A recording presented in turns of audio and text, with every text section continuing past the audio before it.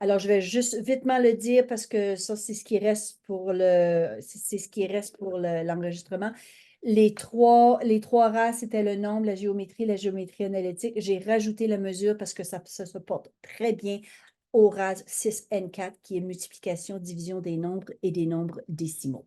Puis, on va donner plusieurs exemples ici. Ici, j'ai juste pour, quand on parle des mathématiques, il y a toutes sortes de mathématiques qu'on peut faire aussi. J'ai juste mis une devinette. On va le faire ensemble, quelques secondes. Vous avez, si, quand je l'ai fait, on a vraiment besoin d'un crayon et d'un papier pour le faire. Retrouve le nombre mystère. Il est composé de 6 chiffres. Son chiffre des unités est le double de 2. Son chiffre des centaines est identique à celui des dizaines de mille et est égal à la moitié de son chiffre des unités. Son chiffre des unités de 1000 est supérieur à 8. Il contient un 0. La somme de ces chiffres est égale à 24.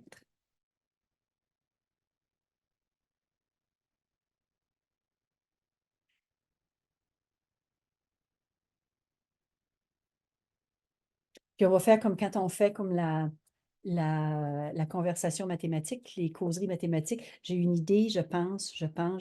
Oh, j'ai une solution. Est-ce que vous me voyez ici? Je mets les pouces, j'ai une solution. Est-ce qu'il y en a qui ont déjà...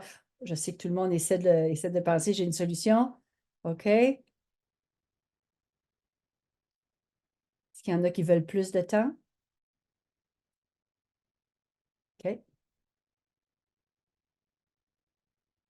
Ça, ce qui est le fun avec ça, un coup qu'on présente ça aux élèves, parfois on peut leur demander en équipe, est-ce que tu es capable d'en composer un?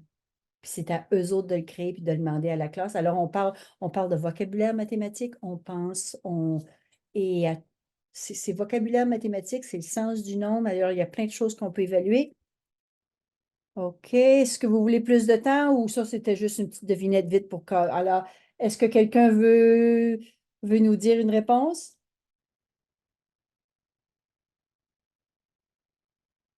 Quelqu'un veut partager sa réponse? Non? OK. Ouais, 729 204. Oui. Ah oui.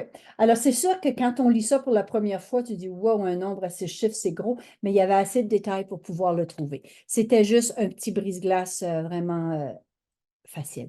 OK, on parle du nombre. On parle ici dans le nombre. L'idée organisatrice, on le sait, la question directrice, le nombre, le rat qui est à l'étude pour cette planification-ci, c'est les élèves appliquent des algorithmes usuels à la multiplication et à la division de nombres décimaux et de nombres naturels. Alors, vous connaissez le curriculum, connaissance, compréhension, habileté. Quand je regarde ça ici dans la colonne des habiletés et procédures, j'ai mis en caractère gras le mot estimation. Parfois, on passe vite là-dessus. C'est toujours bon qu'on montre aux élèves de faire une estimation. Ça va être à peu près quoi? Puis ensuite, ils peuvent aller voir, aller faire le vrai algorithme. OK. Alors, quand on regarde ça ici, je suis allée chercher portée et séquence qui avait été présentée par le consortium. Je regarde le 6N4. Alors ici, c'est ce qu'on doit enseigner à la 6e année. C'est des algorithmes usuels, des nombres naturels décimaux jusqu'à 3 chiffres par des nombres naturels par 2 chiffres. Alors en anglais, on dit 3 digits by 2. Alors nous, ça va être un nombre à 3 chiffres par un nombre à 2 chiffres. Et aussi dans les nombres décimaux. On regarde où ils étaient avant, mais lorsqu'on dit 4e, 5e année, pour vos élèves de 6e année, n'ont pas eu l'ancien programme, le nouveau programme. Alors, ils n'ont pas cette base-là. Ce que je suis allée faire, je suis allée chercher ici l'ancien portée et séquence, l'ancienne portée et séquence de l'ancien programme. C'est-à-dire que vos élèves qui arrivent en 6e année cette année, voici ce qu'ils ont vu déjà, ce qu'ils devraient déjà avoir vu. Alors, quand on pense que le nouveau programme, on a toujours dit que la marche est très, très haute, mais quand j'ai sorti l'ancienne portée et séquence, puis je l'ai comparée avec la nouvelle du nouveau curriculum, puis on peut voir que vos enfants, même s'ils n'ont pas eu le nouveau curriculum l'année passée, arrivent déjà avec une certaine connaissance. Alors, 4e année, ils ont vu les nombres décimaux jusqu'au centième. Ils ont fait l'estimation, puis division incluant l'estimation, 1 à 2 chiffres par un diviseur. Alors, ils devraient déjà, 4e année, ils devraient déjà avoir une aperçu c'est sûr qu'il y a toujours un écart dans la classe. On parle de la moyenne ici. Ils ont déjà un aperçu de la division, c'est quoi? 5e année, ils ont vu la multiplication 2 chiffres par 2 chiffres. Alors, ils auraient déjà un algorithme. Peut-être que ce n'est pas un algorithme usuel, peut-être que c'est un algorithme personnel, mais on est rendu en 6e année pour pouvoir les aider à développer un algorithme usuel qui va être rapide pour eux. Division 3 chiffres par un chiffre, ils l'ont vu. Stratégie d'estimation en contexte, puis stratégie de calcul mental. Alors, vos élèves arrivent avec ces connaissances-là. Là, vous allez me dire, ce n'est pas tous les élèves, je le sais. C'est là qu'on va aller voir ensuite comment pouvoir combler les besoins. Puis, j'ai mis des documents, combler les écarts. Il y a énormément d'explications si on fait la multiplication 3 chiffres par 2 chiffres pour ceux qui sont rendus là. Mais on sait qu'on en a dans la classe qui vont être rendus à 2 chiffres par un chiffre. J'ai des documents pour vous appuyer là-dessus. N'hésitez pas à me poser des questions, s'il te plaît, levez la main. Des fois, je regarde les 2 écrans, puis si je ne vois pas la main, là, interrompez-moi, Isabelle, j'ai une question. On est là ensemble, puis on est une petite communauté d'apprenants ensemble.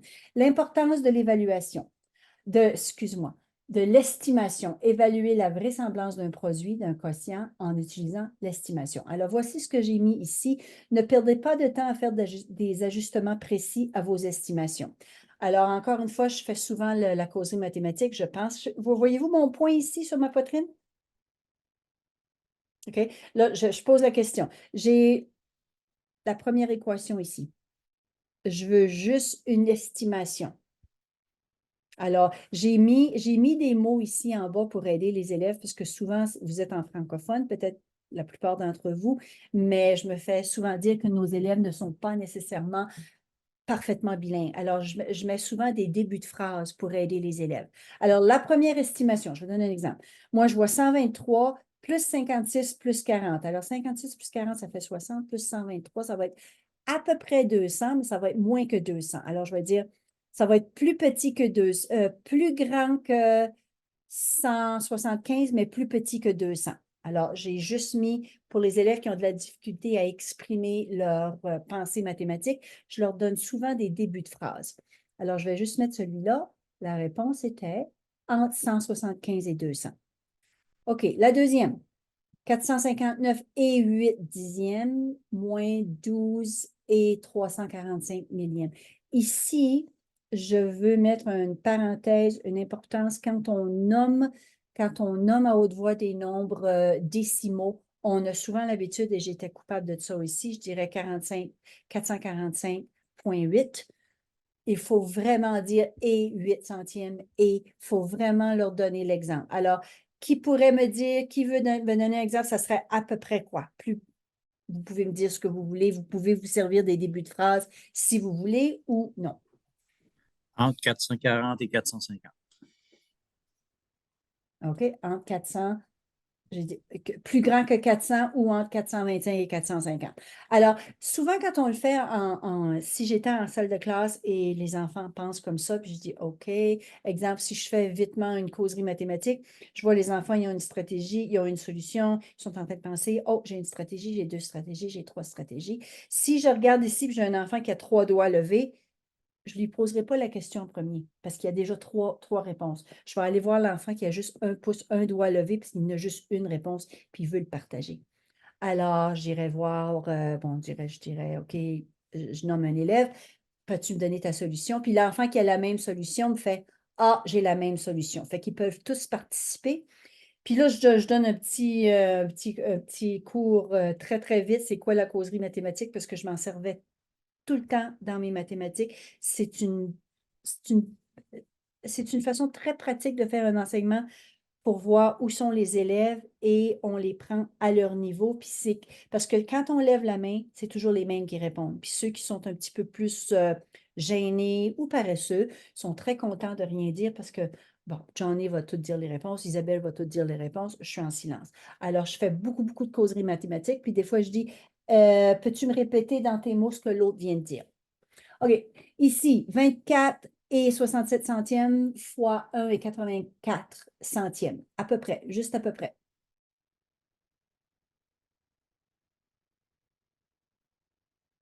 Entre 50 et 60. Entre 50 et 60. Pourquoi tu me dirais que c'est entre 50 et 60, Éric? Comment? Ben, 25 fois 2, c'est 50. Oui. Oui, alors 25 fois 2, 50, puis là, j'ai un petit peu de centième, j'ai un petit peu Ouais, de c'est ça. dixième puis de décimaux, fait que je dis, ça va être haut, ça va être plus gros que. Puis c'est ça qu'on veut que les enfants commencent à avoir, juste une estimation avant de rentrer dans le cœur du problème. OK? OK, et le dernier, 514 et 67 centièmes divisé par 3 et 59 centièmes. Alors, moi, dans ma tête, je dis 514 divisé, je vais aller au gros, je vais diviser par 4.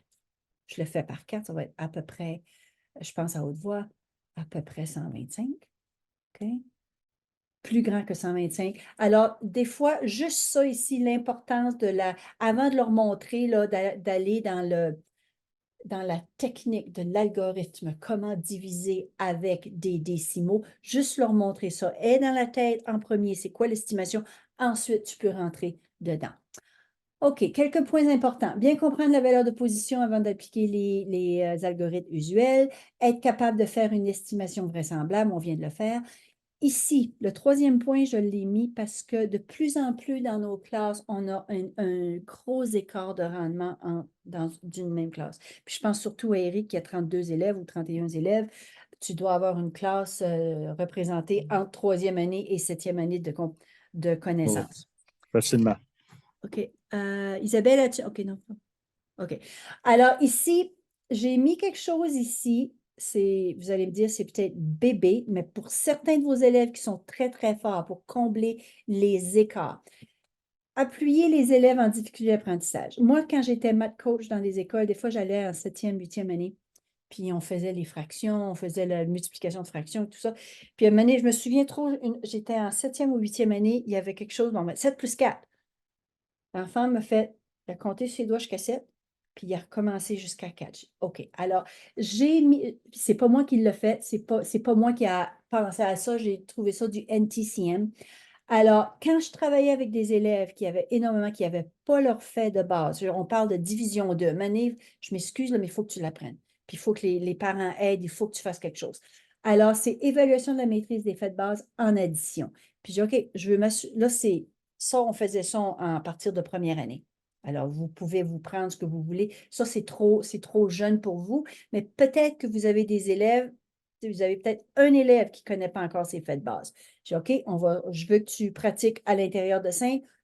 On est rendu en octobre. OK, c'est fait, crochet. Maintenant, je veux que tu pratiques plus 1, plus 2, plus 3. Ça va être plus et moins. Plus et moins. Puis, celui-là ici. Lui, il est assez facile. Stratégie pour les tables de multiplication. Vos élèves arrivent avec l'ancien programme qu'ils devaient savoir les tables de multiplication 9 jusqu'à 9. 9 par 9. Maintenant, on veut qu'ils sachent les tables de multiplication jusqu'à 12, puis on n'a pas d'autre choix, il faut qu'ils l'apprennent. Il faut vraiment juste qu'ils l'apprennent. Alors, ça ici, d'après le NTCM, c'est aux États-Unis, puis quand je travaillais en mathématiques, je me servais beaucoup de leurs articles pour me garder à jour. Puis ils disent les faits fondamentaux, x2, x10 est assez facile, x5 est facile, x0, x1. Alors, x0, moi je commencerai avec x0, x1, c'est le plus facile. 2, x2, x10, c'est assez facile. x5. Alors, on commence à leur montrer, apprendre ces tables-là. Ensuite, apparemment, au carré. Pourquoi? Je ne sais pas. 3 x 3, 4 x 4, 5 x 5. Les enfants se souviennent plus du carré et aussi dans les faits d'addition pour le double, c'est plus facile d'apprendre 3 plus 3 que 3 plus 4. OK? Alors, ensuite, un coup qu'ils ont le 2, 5, 10, 1 carré, on va aller les faits dérivés fois 3. C'est le fois 2, c'est plus un groupe. Alors, c'est pour les aider à briser la table de multiplication pour les apprendre. Parce que si on leur donne une grosse table 12 x 12, l'enfant qui a qui a la facilité en mathématiques, ce n'est pas un problème, qui a de la support à la maison, il va l'apprendre. Mais nos enfants qui n'ont pas de support à la maison, qui ont de la difficulté, il faut comme le briser en morceaux. Alors, j'ai mis ça pour vous. Puis celui-là, ça, c'était des stratégies. Puis celui-là, c'est l'évaluation. Ça vient du même article que j'avais lu. Alors, les faits stratégies, les faits fondamentaux, maintenant, on les laisse pratiquer. Maintenant, on les évalue. C'est carrément une évaluation. Je veux voir si tu connais tes termes. Puis on regarde, souvent, c'était comme on avait 5 secondes pour dire la réponse. Pas faut pas leur mettre le 5 secondes avant eux autres. Mais on peut voir si je dis 2 fois 2, puis l'enfant me fait 4. Il ne sait pas encore. Il faut que ça soit, je le sais, c'est vite dans ma tête.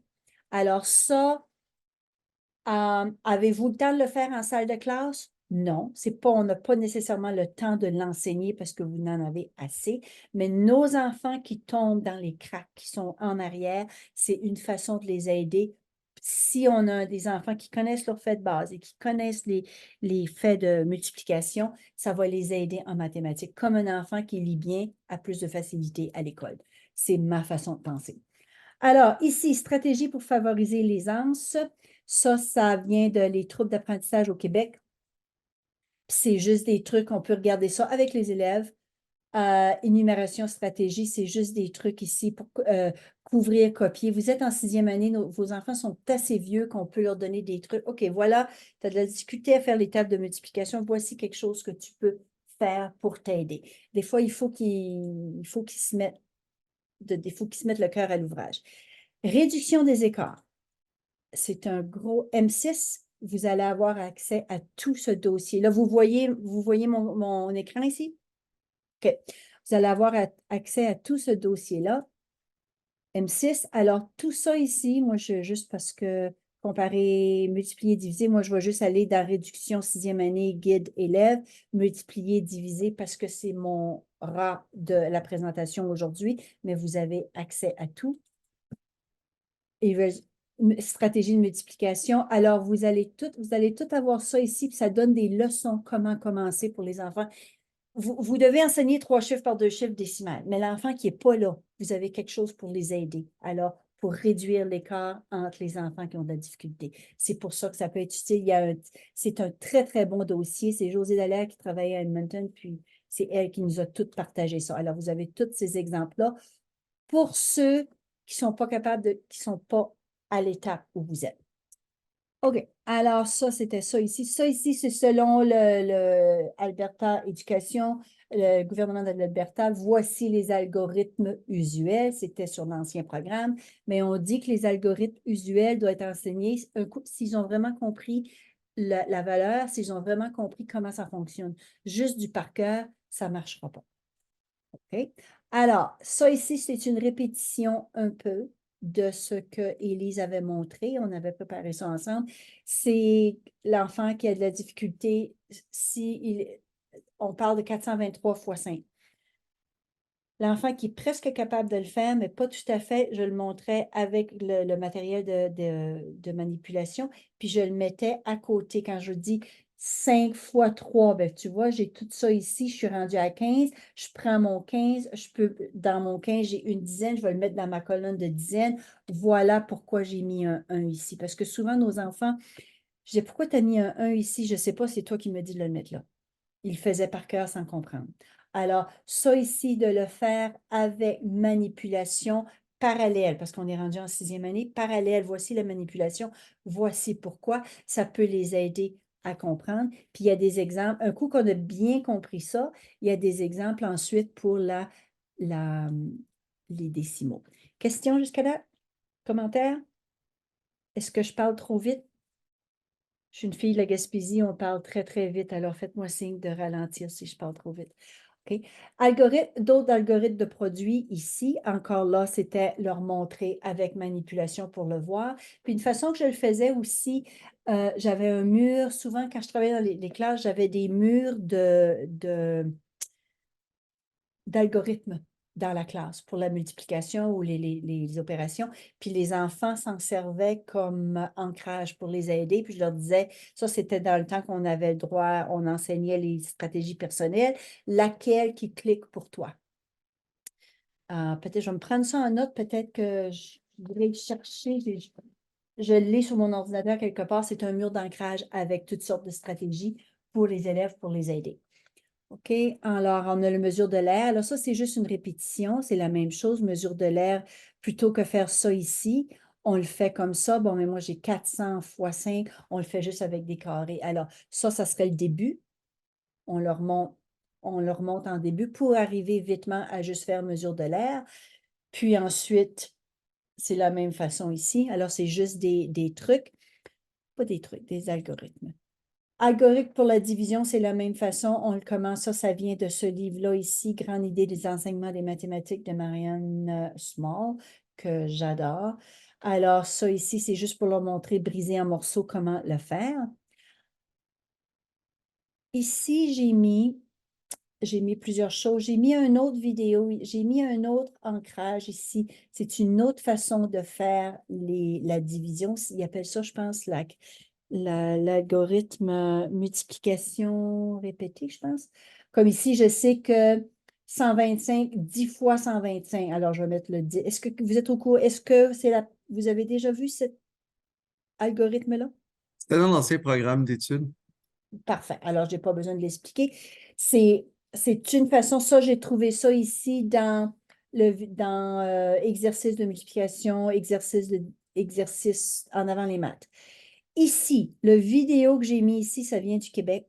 Puis j'ai juste mis un petit clip ici, en bas. Division des nombres décimaux, c'est le premier exemple. Elle est très, très claire. Elle parle clairement. Elle dit, OK, si j'ai 34 et 2 dixièmes divisé par 2 dixièmes, dans mon chiffre à diviser ici, j'ai de la misère. Alors, si je glisse ma virgule à droite, ça veut dire fois 10. Je fais la même chose à gauche fois 10 et je fais ma division normalement. Alors, ça, c'est le premier exemple qu'elle donne. Elle va de plus en plus difficile dans son vidéo. C'est un très, très bon vidéo à voir. Alors, ce que je peux faire, parce que au cas où vous voulez vous servir de certaines de ces choses-là demain matin, je vais juste l'ouvrir, je vais mettre le lien tout de suite dans le chat. Vous pouvez le copier et l'avoir tout de suite pour vous parce que je ne sais pas si vous allez recevoir ça immédiatement. Ou ce que je peux faire, c'est le partager. Donc, ce que je vais faire plutôt à la fin, je m'excuse, je viens d'y penser, parce qu'on est seulement 5 personnes, à la fin, je vais partager, je vais vous envoyer tout de suite la présentation. Fait que vous aurez tous les liens vivants si vous voulez vous en servir demain. Alors, on a ça ici. En avant les maths. Je pense que c'est un document que vous avez déjà vu plusieurs fois. Ça, c'est 7e année parce qu'on est allé en 7e année pour chercher des exemples pour voir notre curriculum. Ça vous aide, ça explique stratégie 1, stratégie 2, stratégie 3 pour aider à expliquer. Parce que des fois, on ne sait plus, on l'a expliqué, mais l'enfant ne comprend pas encore, puis il faut l'expliquer d'une autre façon. Alors, c'est d'autres façons de l'expliquer pour vous aider. Exercice ici, ça, j'ai trouvé ça franco-sud, le franco-centre encore.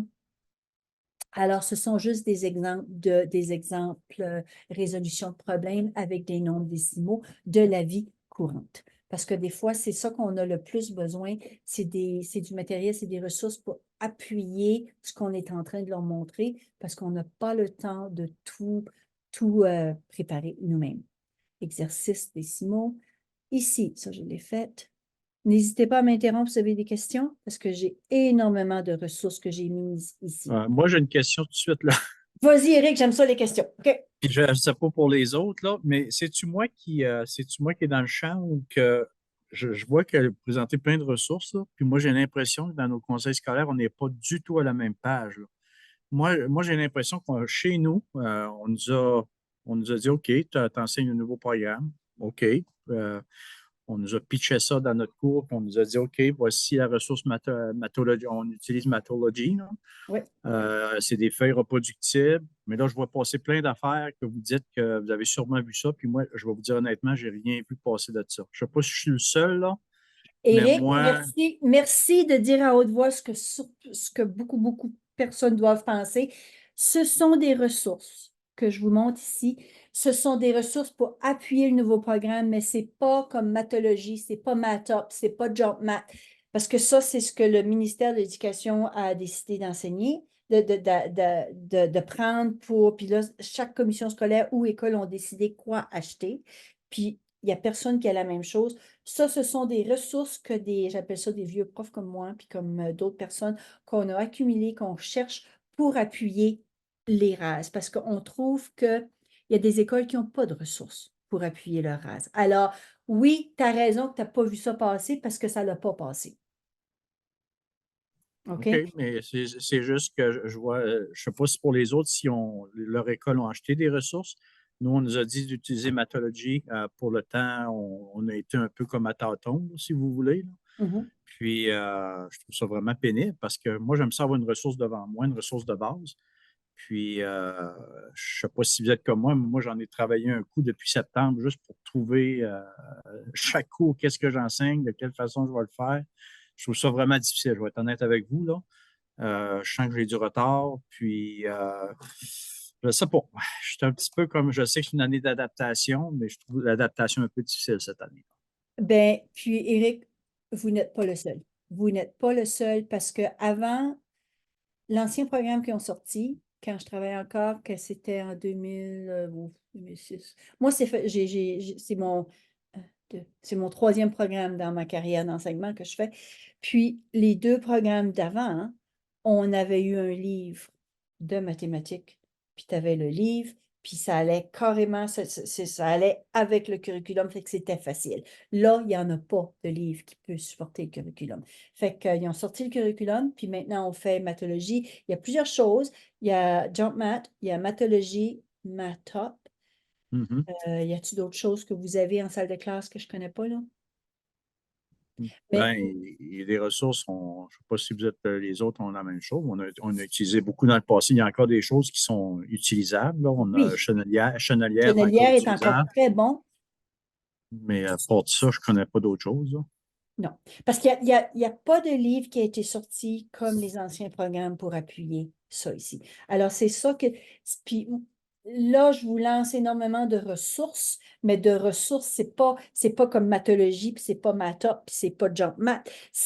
On est allé chercher ça ailleurs dans le Canada, puis on regarde, comme souvent je vais en Ontario, mais il faut que j'ajuste leurs ressources avec celui de l'Alberta. OK, 7e année, ça va aller. Il y a beaucoup de races qui vont avec la 6e année. Alors, ce qu'on a mis ici, ce sont des ressources qu'on a sélectionnées ici et là dans notre répertoire, dans toutes nos ressources que nous, on a en tant que conseillère pédagogique, qui va bien pour tel rat, comme le RAS de 6N4, comme celui-là ici, le RAS de 6N4, la multiplication et la division des nombres décimaux. Je vais aller l'ouvrir. J'ai juste mis c'est juste des petites idées pour vous aider. Vous n'avez pas le temps de tout faire le programme, de tout euh, designer, de partir une leçon au complet. Alors, on a essayé d'aller trouver des choses pour vous aider à combler la lacune.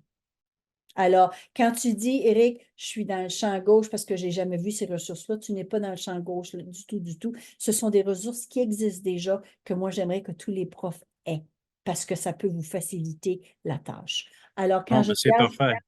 C'est parfait. C'est ça qu'on a besoin, je pense, là, présentement. ben, je pense que oui. Fait que là, j'ai juste sélectionné des ressources ici, des choses pour appuyer 4 rases, juste 4 ras ça va être pour janvier, février, mais il y en a un que je trouve vraiment bien, c'est celui-là ici, les enfants, là, je le montre juste sur une carte. Vous allez avoir, dans cette ressource-là, vous allez avoir des nombres décimaux à découper. Tout, c'est une feuille de ça. Des nombres entiers à découper. Et ensuite, juste des opérations, multiplication, division. Puis les enfants, oh, ça va ici.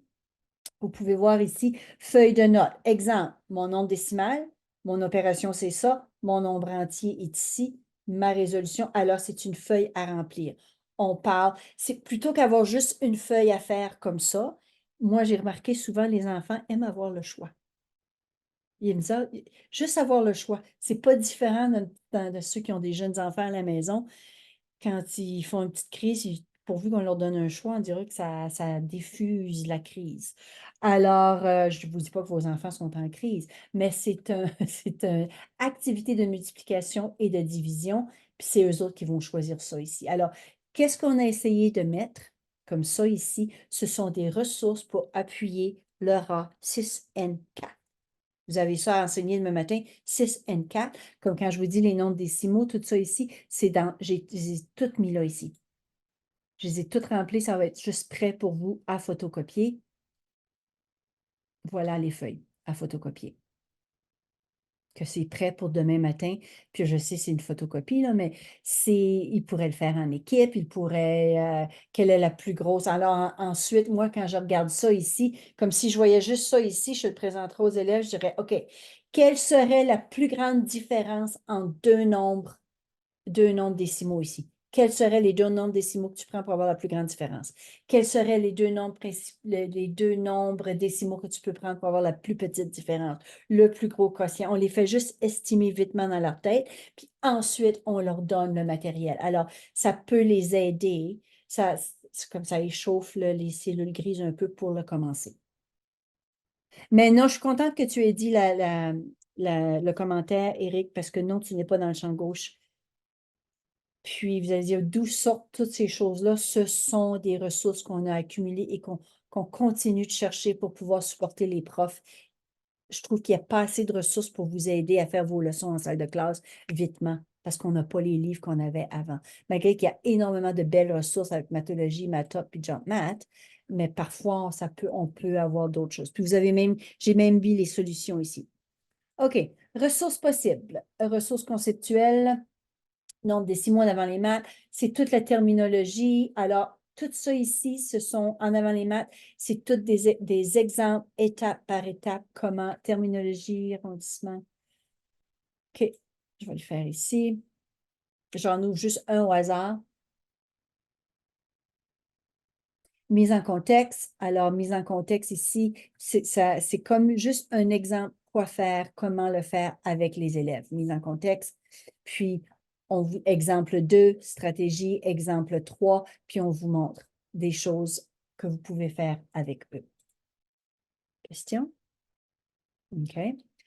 Ici, d'autres ressources, j'en ai.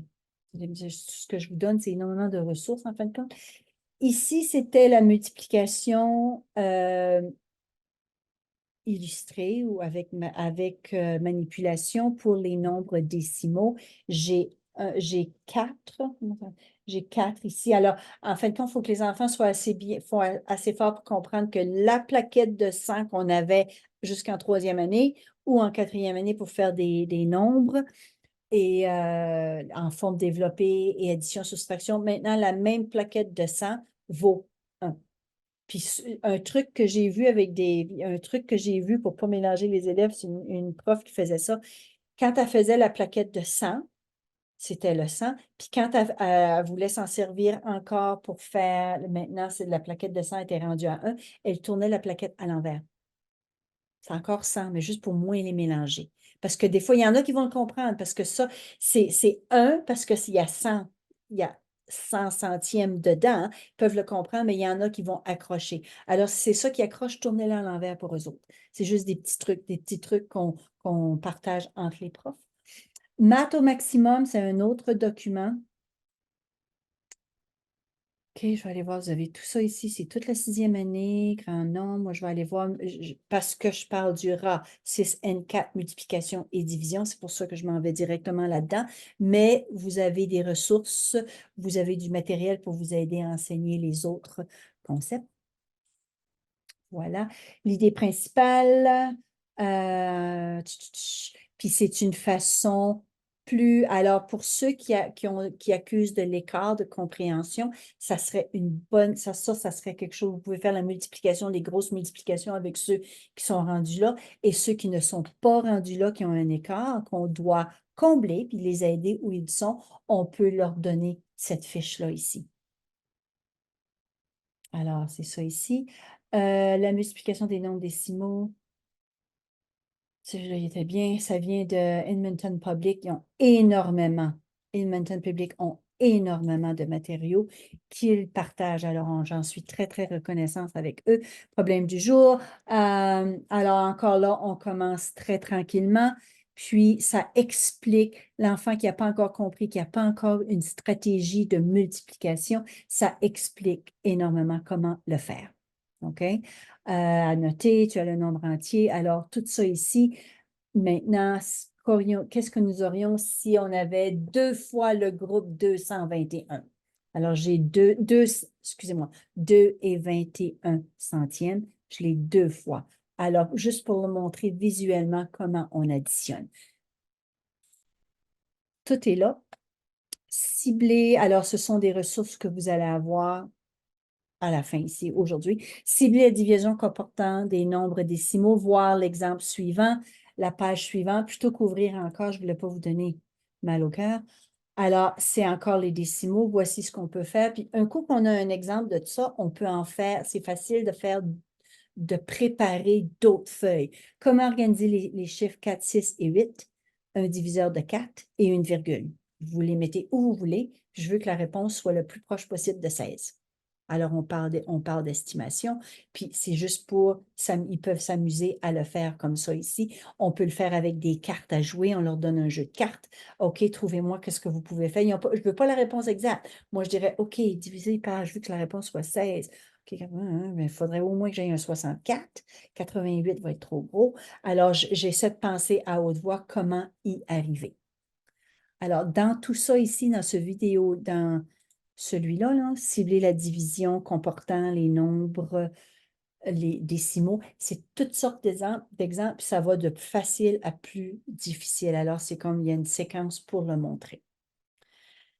Est-ce que vous trouvez ça plus embourbant, si c'est un mot, que je vous lance énormément de ressources comme ça? Donnez-moi l'heure juste ici, là. Ça vous va? OK? OK, on continue. Alors ça, j'ai couvert, j'ai montré plein de choses, plein de ressources pour vous aider. Et aussi, ce que je faisais, moi, en salle de classe, avec les élèves de tous les niveaux, pas de maternelle, mais première année, en sixième, j'avais un journal de mathématiques que je faisais avec eux.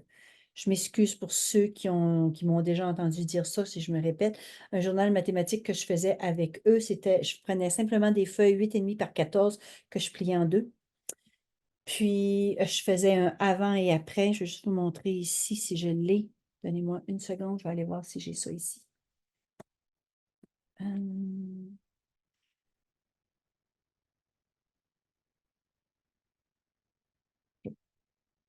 Non. Des fois, j'en ai un sur mon écran. Ici. Bon, je vais vous montrer l'écran ici. Ça c'était un exemple de troisième année. Ça ne va pas vraiment avec ce qu'on veut faire, mais juste pour vous montrer comment ça fonctionne. Qu'est-ce que vous voyez à l'écran, là? On vous voit. Juste moi, c'est pour ça. OK, je veux faire share écran. OK, share screen. OK. Juste pour vous montrer, là, c'est parce que quand quand je fais des présentations aussi, je me dis, c'est pas juste donner du matériel puis lancer du matériel. Des fois, c'est changer une petite technique qu'on a en salle de classe pour pouvoir mieux comprendre tous les élèves et toujours faire notre évaluation formative. La discussion, les causeries mathématiques, quand personne lève la main, on pense, quelle est ta réponse? Pourquoi es-tu d'accord? Es-tu pas d'accord? C'est excellent pour ça. Ici, c'est une autre chose que j'ai faite pendant des années. Vous voyez ici, before and after. Voyez-vous ça sur l'écran? OK. Alors, tout ce que je veux vous montrer vitement, c'est quoi? C'est un livre mathématique, un petit cahier de mathématiques que je fais journal de maths. Puis quand je commençais une leçon, disons qu'on fait la division avec les nombres décimaux, je leur demandais, j'écrivais la date en haut, je leur demandais un avant. Là, j'étais en anglais cette journée-là, dans une classe anglaise. Avant, puis on était en train d'apprendre les soustractions avec les nombres zéro, comment emprunter. 1000 moins 419. Puis je leur disais, si vous ne le savez pas, ce n'est pas grave. Montrez-moi un monsieur Grumpy, monsieur qui ne comprend pas. C'est normal que vous ne le compreniez pas, on ne l'a pas encore appris. Puis je leur disais, ça, c'est juste entre moi et toi.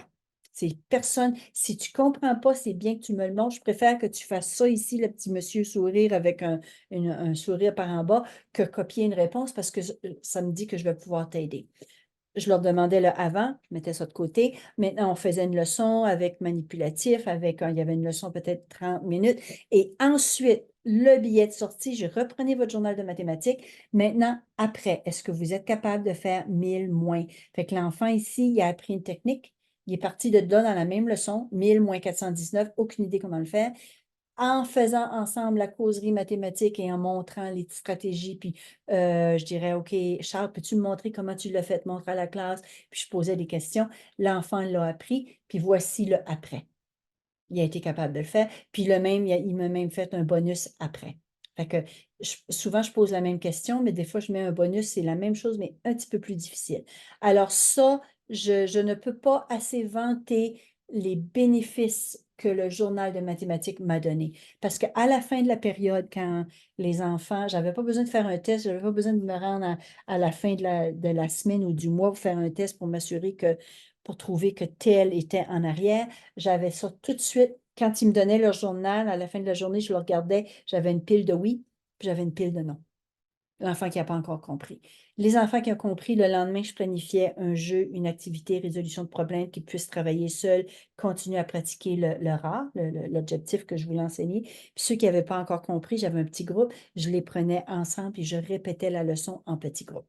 Alors ça, je n'arrête pas d'en parler parce que c'est une technique qui m'a énormément aidé moi, en salle de classe. Alors, c'est pas juste parfois, c'est pas juste de donner du matériel, c'est de faire des petits twists, de faire des petits changements dans notre enseignement. OK.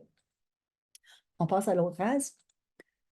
Là, vous voyez, est-ce que share screen, je vais m'assurer que j'ai la bonne chose. OK, je m'en viens. OK. Alors là, on voit l'idée organisatrice. J'ai pris la mesure parce que pour aller avec les nombres numéraux, on dit déterminer l'aire d'un parallélogramme, déterminer la base. Une aire peut être composée de manière infinie. L'aire d'un triangle. Alors, on parle de l'aire, puis c'est pour ça que je l'ai mis parce que ils ont déjà appris à mesurer. Fait que pourquoi ne pas apprendre la multiplication en mesurant l'aire de des figures? Puis quand je prendrais des figures, je pourrais dire, OK, prends un livre, n'importe quel livre. Certains élèves vont juste le mesurer au centimètre près parce qu'ils ne sont pas rendus à faire la multiplication avec décimaux. Puis il y en a d'autres qui sont capables de faire la mesure exacte au millième, au centimètre. Voyons, j'oublie comment dire, au millième près. Alors, c'est la même question, mais on la différencie pour votre niveau de classe. OK. Alors, ici, d'autres choses. Là, j'ai énormément de choses ici. J'ai mis en petit rose comment pouvons-nous calculer l'aire d'un rectangle. Ça serait une vidéo qui serait prêt. Puis c'est fait pour les enfants, comment leur montrer à calculer l'aire d'un rectangle, développer une formule. Alors, tout ça ici, c'est comment le périmètre est-il différent de l'aire. Ce sont des petites vidéos pour vous aider ou pour montrer aux élèves, si vous voulez, on parle d'air. On leur montre l'air. Maintenant, trouvez 3 objets dans la classe, mesure-les au millième près, puis trouve-moi l'air au complet. Puis moi, je leur demanderai de mettre les mesures parce que si vous voulez vérifier, on veut voir qu'ils l'ont bien fait. OK. Alors, ici, je n'ai pas besoin de l'ouvrir. C'est quelque chose que lui, je l'avais ouvert. Je l'avais mis parce que je le trouvais bon.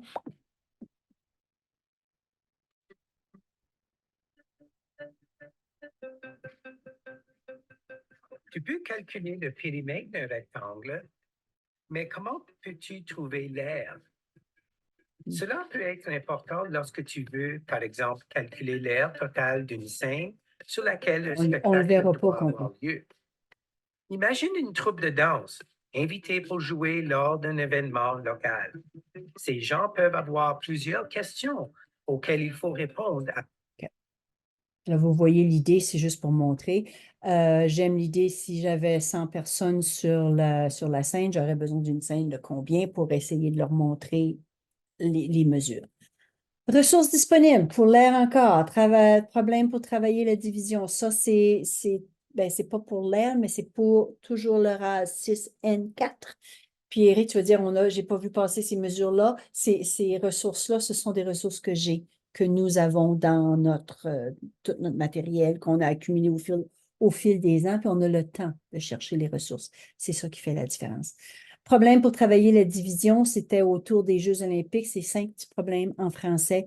Puis, c'est des problèmes concrets. Puis, ça va avec les nombres décimaux. Comparer des nombres décimaux, je ne me souviens plus c'est quoi.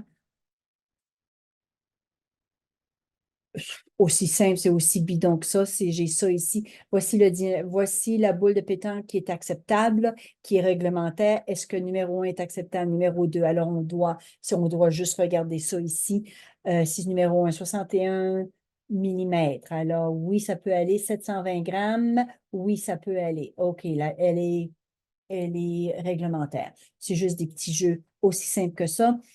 Aire et périmètre d'un polygone. Ici, est-ce que vous connaissez la ressource ou le matériel l'Université de Waterloo pour les résolutions de problèmes?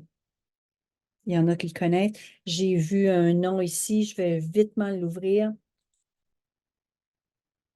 C'est tout en français, vous avez le problème de la semaine. Ce que j'aime, mais là, parce que là, maintenant, je cherche quelque chose en arithmétique, la multiplication, la division. Je ne peux pas aller sur le problème de la semaine, ça va me prendre trop de temps. Ce sont tous des problèmes. Je vais aller en bas, fiche de l'élève, je vais aller voir 5, 6. Je vais aller voir 21, 22, 23. Je vais aller voir 5, 6. Je pense que ça va être à peu près à mon niveau. Puis ensuite, le cahier de l'élève, il est organisé par idée organisatrice, sens du nombre, géométrie, l'algèbre. OK, moi, je vais aller sens du nombre. Parfait. Il l'a en anglais, mais il l'a traduit en français aussi. Alors, ce sont tous des résolutions de problèmes pour aller avec les nombres 5e, 6e année. Vous avez déjà du matériel en français qui est prêt. C'est là que je trouvais, quand je me servais du journal mathématique, disons que je faisais le concept de multiplication-division avec les nombres décimaux, je me suis aperçue que le 3/4 de la classe le comprennent très bien, mais j'en ai un quart qui ont besoin de moi. Je sortais la résolution de problème, je les laissais travailler en équipe, montre-moi tout ton résultat, puis j'avais le temps de m'asseoir avec un petit groupe d'élèves pour les rattraper. C'était la façon que je me servais de mes résolutions de problèmes. Vous êtes tous des profs avec expérience, vous avez une façon de le faire aussi, mais c'est juste du matériel vite à trouver. Cahier de problème, université, on le fait. OK. Géométrie, parce que géométrie. Alors, dans la géométrie, on avait ce rase-là. Les élèves analysent les figures par la symétrie et la congruence. Voilà ce qu'on doit apprendre. Puis parce qu'on a déjà vu ça un peu, là, c'était le 6G1, c'est le même rat.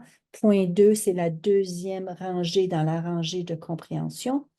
Alors, démontrer la congruence entre deux figures de n'importe quelle orientation, puis décrire les figures symétriques comme étant congruentes. OK. Je suis allée voir, ça c'est portée et séquence. Ça, ce sont nos élèves, c'est le portée et séquence du nouveau curriculum de cette année. Mais ils n'ont pas eu ils ont pas eu le 5e l'année passée. Alors, je suis allée chercher la portée et séquence de l'ancien programme. C'est-à-dire que vos élèves arrivent en 6e année avec quoi? Géométrie, ils ont vu la congruence et la symétrie axiale en 4e année, et ils ont vu une seule transformation. Je ne sais pas laquelle, par contre. Ils ont déjà vu une transformation en 5e. La mesure, en 4e, ils ont fait l'aire, la figure régulière au centimètre carré, mètre carré. Ils ont fait longueur, volume, capacité, rectangle dont le périmètre et l'aire est connu. Alors, quand je dis les enfants arrivent déjà avec cette connaissance-là, on s'entend que ça, c'est dans nos rêves. On a toujours des enfants qui accusent du retard. Mais vous pouvez vous dire, ils ont déjà vu ça. À partir de là, on peut aller voir notre curriculum. Alors, on parle de géométrie. La congruence, je suis allée voir c'est quoi la congruence. Puis là, je suis allée voir plein de définitions, puis isométrie. Puis je me suis dit, souvent, je rencontre je travaille avec des profs qui ont enseigné peut-être 10 ans en maternelle, puis on leur dit, oh, l'année prochaine, tu vas enseigner les mathématiques en 6e année. On s'entend qu'on a beaucoup de matériel à rattraper et de vocabulaire à rattraper. Des figures sont congruentes si elles ont la même forme, les mêmes dimensions et si elles coïncident parfaitement lorsqu'on les superpose par un déplacement. Une année, j'ai eu la chance de travailler en 7e année en mathématiques, puis les enfants ont adoré la géométrie. Puis j'étais allée à Dolorama puis acheter du papier calque blanc. Puis on se servait du papier calque. C'est comme ça qu'on pouvait tracer par-dessus, découper, place. Puis c'est comme ça qu'ils pouvaient voir si c'était une congruence. Alors, ils adoraient travailler là-dessus. Alors, ça ici, comment démontrer la congruence entre deux angles? C'est un petit vidéo qui explique exactement ce que je viens de dire avec du papier calque, où elle n'apprend pas un papier calque, elle a pris un transparent. Des fois, ça existe encore des transparents dans les écoles, je ne sais pas, mais c'est pratique. C'est pratique pour faire ça. Trouve les figures congruentes. Alors, des figures congruentes dans un plan cartésien. Je suis allée chercher du matériel pour vous aider à appuyer cette leçon au cas où que la ressource que vous avez qui est fournie par l'école, que l'école a achetée, n'est pas, si vous avez besoin d'autre chose. OK? Alors, voici, quand on parle de cadran, ici, je trouve, c'est pas la première que je prendrais parce qu'on voit les 4 cadrans. Je commencerai avec seulement un cadran. Un coup qu'ils ont compris un cadran, on peut aller avec le plan cartésien des 4 cadrans, mais c'est juste pour leur montrer ça ici. Alors, ce sont des feuilles déjà faites pour vous. Définition d'un plan cartésien. Oui, je l'aimais celui-là. Définition d'un plan cartésien, puis on a celui-là ici. Puis quand je suis allée plus loin, quand j'ai fouillé, il y avait la définition pour un plan cartésien primaire et secondaire. Alors, ici, c'est quoi un plan cartésien? On leur montre. Puis c'est juste, des fois, c'est pour leur donner, les enfants peuvent le voir aussi. Moi, je mettais ça, c'était lexicnetmap.ca, je le mettais sur l'ordinateur dans le fond de la classe.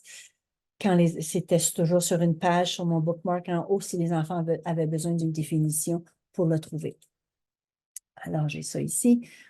On va aller voir. Puis là, ben, je passe vite pour la congruence parce que ça va bien avec la géométrie analytique aussi. Alors, géométrie analytique, les élèves expliquent le lieu et le mouvement par rapport à la position dans un plan cartésien. OK, je m'excuse. Est-ce que vous avez une question sur le rat précédent?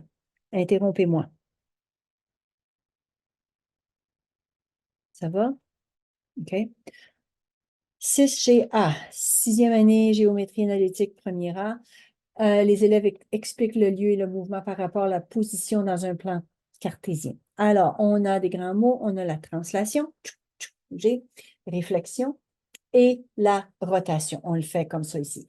Moi, une chose que je faisais en salle de classe avec eux autres quand on commençait, premièrement, il fallait qu'ils sachent, on faisait juste la translation, je faisais une transformation à la fois. Souvent, dans les classes où j'ai travaillé, il y avait les tuiles dans le plancher. Puis, chaque enfant il y a un enfant se mettait sur une tuile. Puis, je dis, OK, on va lui donner des directives pour qu'il se rende à la porte, pour qu'il ou qu'elle se rende au tableau, puis le faire tourner. Alors, avance de 3 pas, tourne à droite, fais une réflexion, translation. Puis, on utilisait les mots mathématiques pour faire déplacer les élèves. En vrai, j'appelle ça en 3D, les enfants qui se déplaçaient. Ensuite, je le passais sur un tableau, sur un plan géométrique, un plan cartésien, mais juste à un cadran. On faisait bouger quelque chose. Ensuite, je le faisais avec les 4 cadrans. Alors, on a la translation. Ici, j'ai regardé le dernier paragraphe ici. Établir un lien entre les coordonnées d'un polygone et de son image avec une translation, réflexion ou rotation dans un plan cartésien. Ici, on n'arrête pas de s'ostiner ou de se poser la question. Pour moi, quand c'était un ou, tu fais un ou l'autre. Quand on a demandé au ministère, il y avait une grosse rencontre cet après-midi avec le ministère de l'Éducation, puis mes collègues y sont allés. Moi, je ne suis pas allée, mais pouvez-vous, s'il te plaît, poser la question? En 6e année, parce qu'ils ont déjà vu translation, réflexion, rotation, c'est ça ici qui est l'interprétation, je ne suis pas sûre, mais je pense, parce qu'ils ont déjà vu les transformations, on peut leur donner un ou l'autre ou les deux. On peut faire une translation, une translation, puis ensuite on fait une réflexion. Ce qui est important là-dedans, c'est qu'on leur montre. Les enfants sont capables de le faire. Je pense que moi, je sais que quand j'enseignais, les enfants ont adoré la géométrie. Même ceux qui avaient de la difficulté en mathématiques, c'était une autre facette de mathématiques, puis ils pouvaient penser différemment, puis ils aimaient ça. Alors, ici, décrire l'ordre. Alors, j'ai encore le mot « ou » ici. Comment vous le voyez, vous autres, le mot « ou » ? Vous connaissez vos élèves en 6e année. Vous êtes en 6e année. Pensez-vous que vos élèves en 6e année seraient capables de faire une translation et une réflexion? Fait qu'ils partiraient d'un cadran, il y aurait le A', puis il y aurait le A'', parce que c'est la deuxième transformation, qui serait capable de le faire. Ben, moi, je le faisais déjà. Oui, parfait. Mais le problème, c'est que c'est pas la translation qu'il faut combiner ou faire des successives. C'est qu'ici, ils veulent qu'on établisse le lien entre les coordonnées d'un polygone. Donc, ça, c'est plus difficile. Par exemple, dans la rotation, qu'est-ce que je fais avec mes coordonnées? C'est sûr que je peux l'observer où est-ce qu'il est rendu après, mais comment je peux prévoir en faisant un calcul par exemple, si je vais faire une rotation ou une translation? Je pense que ça, c'est beaucoup plus difficile que juste faire le mouvement, puis constater on est où au début, puis on est où après. Faire le lien, ça serait de dire, OK, par exemple, si j'ai des coordonnées que ça serait 3 et 7, et je fais une translation de 3 vers la droite, ben, je vais additionner 3 ou tu sais, je vais additionner 7 ou quelque chose comme ça, là. OK. Fait qu'en fin de compte, si, c'est ce que. Merci Charles de le préciser. Ici, ben là, c'est pas parfait. Il aurait fallu que ce soit sur le 4. Là. On a de la misère à voir il est où, là. Mais disons que c'est 4-1. Disons que celui-là, c'est 4-1. Puis si je fais une translation, disons que je fais une translation de 8 par la droite. Ce que tu me dis, si j'ai bien compris, c'est que l'enfant devrait dire, si je fais une translation de 8 vers la droite, mon 4, le A, le 4-1 devrait être à 12. D'essayer de voir où il va être. OK. Ouais. Oui. Alors, puis, c'est établir un lien, mais je pense qu'ils ne peuvent pas faire un lien avant de le faire physiquement comme il faut pour le faire. Euh, euh, En- euh, Oui, Excusez-moi, oui, monsieur. j'aimerais juste intervenir rapidement Oui, par rapport aux coordonnées d'une forme, d'un polygone, par exemple, qui subit une rotation. oui, Ben, en fait, quand il s'agit si le centre de la rotation est l'origine, d'accord, et qu'on fait des rotations de 90 ou de oui. 180 ou de 170, là, on peut voir facilement les liens entre les points du polygone et les images des points. Oui. Je m'excuse. Oui. Est-ce que, je m'excuse, est-ce que c'est une question que tu as posée ou que tu me fais un. Non, non, je dis que c'est un peu, disons, naturel de voir les liens Oui, quand on prend une figure, oui. d'accord? Une figure, par exemple, un carré, un triangle, et qu'on fasse une rotation OK, alors on part de de l'origine, l'origine. Oui, on fait la transformation, oui, on le fait physiquement, puis ensuite on peut établir le lien. Qu'est-ce qui s'est oui, passé? oui. Oui, Oui, OK. par Oui. exemple, si on fait juste une rotation de 90 degrés, d'accord, on peut juste voir, c'est comme on intervertit par exemple, on est dans le quadrant 1, Mhm. OK, on veut faire une rotation de 90 degrés dans le sens, disons, anti-horaire. OK. Alors on va arriver dans le cadran 2. Oui, comme par exemple, on a un point de coordonnées 2, 3. OK. Le X, c'est 2 et le Y, c'est 3. OK, je vais essayer de le mettre ici. Je vais faire une petite tâche. Oui, Tiens. oui, OK, ça ne marche pas. Parce que c'est un. OK. oui, oui, oui, oui. Alors, Voilà, si vous on. pouvez juste. Ouais. Alors, ce que tu me dis, Amadou, c'est que c'est plus facile, on le fait physiquement, puis ensuite on peut parler du lien, qu'est-ce qui est arrivé pour faire la Oui, oui, rotation. oui, oui, oui. Et aussi, peut comme retenir ça, comme franchement, de façon. Oui. Parce que là, si on a un point de coordonnées 2, 3, Mhm, d'accord? Si mhm. on fait une rotation de 90 degrés dans le sens anti-horaire, d'accord? Oui. On va juste intervertir les points et puis on va prendre l'opposé. Euh, Par exemple, comment adresse? Mais ça, On je va pense que ça serait plus intervertir les facile de points. faire une figure, si on faire une figure que juste Oui, un oui, point. Parce que juste un point, j'ai de la misère à suivre, là. Comment est-ce que je peux faire mon 90? Si je faisais un triangle, puis je trouve l'angle A, puis je le fais à 90 degrés, là, il pourrait le voir. Oui. Puis oui. Par souvent, les exemple, enfants ont besoin de le faire avec un papier calque pour oui, voir on peut, ouais, où il ouais, va ouais, ouais, aller, ouais, puis le ouais. faire bouger. Je Oui, pense oui. que je pense qu'on est tous d'accord là-dessus. J'ai vu ta main levée, Catherine, j'arrive. Je pense qu'on est tous d'accord ici, c'est de leur faire vivre l'expérience. Le papier Mhm. calque, le papier transparent est très, très, très utile pour voir parce qu'ils Oui. ils peuvent le voir avec une pointe de crayon, le faire tourner à 90 et ces choses-là. Catherine avait la main levée. On se demandait la question si on devait, parce qu'il existe des formules pour 90 degrés, pour 180, Oui. pour 270 selon les cadrans. Puis on se demandait pour le lien, est-ce qu'il faut montrer ces formules? L'inverse du X, ça devient, etc. Si c'est 90, je les oublie, je les ai écrits parce qu'on les faisait en 7e année. Mhm. Alors, euh, est-ce que c'est ça qu'ils veulent? Est-ce que pour faire le lien, est-ce qu'ils veulent qu'on montre? le C'est formule. une très bonne question, je te remercie. C'était ça ma question. OK. C'était Quand exactement je ça. regarde habileté et procédure, puis on peut le décider, on est tous des professionnels qui enseignent les mathématiques ici. Quand je regarde, explique le lieu et le mouvement par rapport à la position dans le plan cartésien, je vais aller voir habileté et procédure, c'est établir un lien. On ne parle pas de formule usuelle ou de jargon mathématique précis pour le faire, je pense. Puis je vais m'assurer, j'ai tous vos noms, puis j'ai tous vos noms ici, puis je vais poser la question si je suis dans l'erreur, je vous reviens là-dessus. Mais à cause du dernier paragraphe, établir un lien entre les coordonnées de polygone et de son image après une translation, réflexion ou rotation. Alors, si je fais une transformation de 8 à droite, ben ça va être un de mes points coordonnés, va être plus 8 à droite. Je ne vois pas où ça dit les définitions.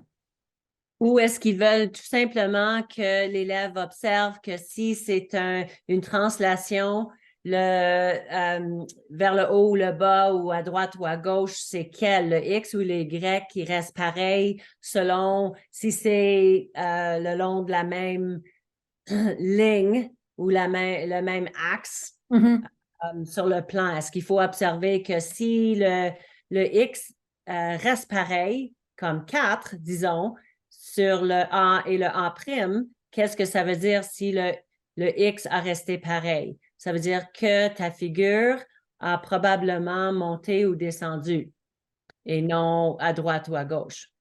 Je pense que c'est juste à ce niveau-là de mathématiques parce qu'ils ne parlent pas de formule exacte. Quand vous lisez le programme, le voyez-vous comme ça aussi? Oui. Oui? De juste le faire, juste le faire comme tu dis, comme si je fais ça ici, j'ai fait une translation ici, je l'ai fait. Alors, c'est sûr que ma ligne, mon segment de droite ici, le CB, va rester sur le 8 parce que je fais juste une translation. Je fais juste une translation comme ça. Si je le descends, si je le descends ici, mais la ligne AB va rester sur l'axe, sur le 3. Alors, juste le parler comme ça ici. Je vais m'informer, puis ça va être Josée Dallaire qui va me répondre parce qu'elle a enseigné au secondaire. Mais moi, quand je lis le programme, quand on parle de pourquoi je le dis comme ça, c'est parce que quand il parle pour le RAS 6N4, c'était des algorithmes usuels. Alors ça, c'est des formules. On veut, à la fin de la 6e année, on veut qu'ils soient capables d'avoir un algorithme pratique. Pas juste faire le dessin puis toujours se servir des manipulatifs. Nos enfants qui ont de la difficulté, peut-être, mais notre moyenne devrait être capable de faire le RAS l'algorithme usuel. Alors, c'est pour ça que je pense, si je retourne ça ici, puis je regarde mon programme, je vais aller voir habileté et procédure, connaissance, compréhension. Le lieu peut changer à la suite d'un mouvement dans l'espace. Un changement de lieu n'implique pas un changement d'orientation. Alors, ils ne disent pas établir un lien, mais ils ne disent pas de connaître les formules ou les formules mathématiques pour ça. Mais oui. juste là, juste pour, quand il dit établir un lien entre les coordonnées d'un polygone, probablement que par déduction, inférence, par répétition aussi, le fait va arriver, il y a des élèves qui vont vraiment voir, OK, mon X reste pareil ou mon Y demeure le même sans tomber dans les formules, comme vous parlez tantôt.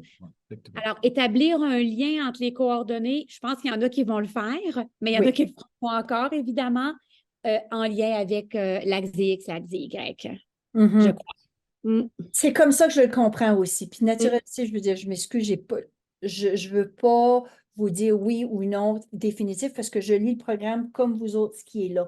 Mais je vois pas établir un lien. Je pense qu'on le fait, on va juste le faire à parler. Ça reste sur la ligne parce que si je fais une réflexion sur ma ligne des exemple ici, je vais aller chercher ici. OK, si je fais ça, bon, je cherche une figure, là. OK. Ça, je vais aller faire ça. Je vais juste en chercher un. Puis on va parler avec quelque chose qui est là. C'est en anglais. Plan cartésien. OK. On fait lui ici. OK? Si je regarde ça ici, alors si je fais ici, j'ai juste fait une translation. Alors, on pourrait dire c'est quoi le lien si on parle de A, Ben, c'est quoi le lien entre le A ici de 2,14 et le lien entre le A' de 10,14? Ben, j'ai avancé j'ai bougé à droite de. Est-ce que ça, établir un lien pourrait, en faisant ça, est-ce que ça pourrait établir le lien? Non? Charles, qu'est-ce que tu en penses? Tu me fais. Je pense que oui, ça pourrait être quelque chose comme ça. C'est juste, c'est pas clair vraiment. Non, c'est pas Juste clair. avec Puis mon œil. c'est une question qui a été posée. C'est une question qui a été posée. Alors, tout à l'heure, quand on va finir, quand je vais faire partager, là, je vais tous avoir vos adresses courriel. Je vais poser la question à l'équipe de mathématiques en Alberta. Qu'est-ce qu'on fait avec ça? Est-ce que c'est juste établir un lien, on en parle, ou qu'on veut des définitions, on veut des formules? Je n'ai pas la réponse. OK? Ici, je voulais juste vous dire ici que vous le savez tous, là, que c'est important de faire quand on fait la première figure, la deuxième figure, j'ai mon A', puis là, je vais la troisième transformation, j'ai mon A''. Puis il y en a qui disent apostrophe, apostrophe, mais c'est bien, tant qu'à leur montrer une fois, c'est bien de leur montrer comme il faut avec le vocabulaire précis. Plan cartésien, ressources de l'élève. Ici, j'ai juste mis tableau d'ancrage pour vous aider. C'est tout juste du matériel pour appuyer. Là, j'ai pris, ici, c'est en anglais ou en français? C'est en français, c'est la même chose. Alors, ce sont des exemples, des mini-leçons, comment le montrer. Et j'arrive ici, j'avais sauté le plan cartésien, c'était quoi? Plan cartésien, fiche primaire, secondaire, ça vient de Allo Prof, c'est très bien expliqué. Si on est au début, la fiche primaire explique par étapes en progression comment le faire. Au secondaire, on va un peu plus loin. Puis on s'entend qu'au secondaire au Québec, c'est la 7e année, ce qui est maintenant pour le nouveau programme 6e année, grosso modo. Alors, c'est très nébuleux à savoir 7e année en Alberta, c'est quoi ici, c'est quoi en Ontario, c'est quoi au Québec. Mais les deux ici, plan cartésien, Allo Prof, les deux exemples sont excellents. Je commencerai avec la fiche primaire, puis j'irai voir la fiche secondaire, mais je n'irai pas jusqu'à la fin pour la 6e année. Moi, ce que je dis, je pars toujours de mon rat. Qu'est-ce que je veux que j'enseigne? Puis je peux voir où je peux arrêter dans ma ressource. D'autres choses qu'on a mis ici, bon, quelques activités avec un cadran. Le début. Durée, OK. Il faut l'ouvrir. Ville cartésienne. OK, ville cartésienne. Voici la ville cartésienne. Puis on pourrait dire, bon, mais où est l'école élémentaire par rapport à l'école secondaire? Alors, on pourrait faire les liens, on pourrait juste leur faire parler dans la classe. C'est juste des idées. Ce sont juste des petites activités pour supporter le rat. Ensuite, on a ça ici, transformation sur un plan cartésien, tableau d'ancrage, je l'ai mis ici à droite, figure à 2 dimensions. Alors, ce sont tous transformations successives, ressources de l'élève. Ce sont tous des activités que vous pouvez faire en salle de classe pour supporter ce rat-là. J'ai mis 2 exemples de gizmos ici, rotation, réflexion et translation. Malheureusement, les gizmos sont toujours juste en anglais. Alors, il y en a que j'aime mieux que d'autres parce l'interface est tellement belle que je peux juste le parler en français et omettre le fait que les mots sont en anglais. On pourrait s'en servir comme ça ici. Là, c'est presque fini, on n'a pas le temps de jouer, mais je vous ai juste mis là, il y a quelque chose qui est déjà prêt pour vous aider à faire les 3 transformations. Golf transformation, j'ai trouvé ça, je le trouvais joli. C'est juste étape par étape. Si je prends un L, la lettre L, puis on s'amuse juste à le tourner, à faire une réflexion. Puis juste ça ici, ça aide énormément les élèves à comprendre les 3 transformations. OK, livre jeunesse. Ma collègue, je ne connais pas ce livre-là, mais je fais énormément confiance à ma collègue Élise Morin qui travaille en français aussi, en littératie. Elle adore les livres mathématiques qui vont avec les livres albums illustrés qui vont avec les mathématiques et elle conseille ce livre-là, mais je ne le connais pas. Mais je lui fais confiance que si elle a écrit ça, c'est parce qu'il est valable. Voici où on a sorti énormément de ressources. Grande ligne, ce sont 4 livres qu'on se sert énormément en mathématiques quand on présente nos sessions. Alors, j'ai mis le nom des 3 personnes c'est moi qui le présente aujourd'hui, mais on est 3 personnes qui ont pondu cette session-ci ensemble. 5h01. Questions, commentaires.